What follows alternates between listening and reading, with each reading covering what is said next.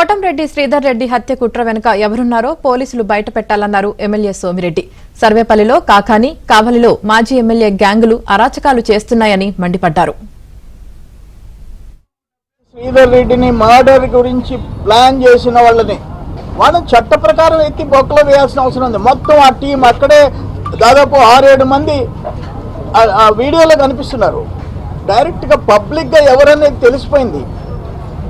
ఎందుకు ఈ గవర్నమెంట్ వచ్చి ఆల్మోస్ట్ 14-15 మంత్స్ అయితే ఇటువంటి రౌడీ గ్యాంగుల విషయం ఎందుకు మీరు పసిగట్టలేకపోయినారు అనే క్వశ్చన్ ప్రజల్లో నుంచి వస్తుంది.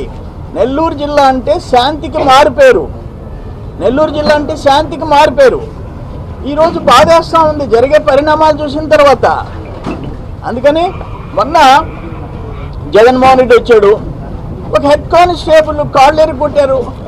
ఈ క్రిమినల్ యాక్టివిటీకి వ్యతిరేకంగా మా ఫుల్ సపోర్ట్ ఉంటుంది. క్రిమినల్స్ని వెనక్కేసుకుని వచ్చే అలవాటు మాకు లేదు.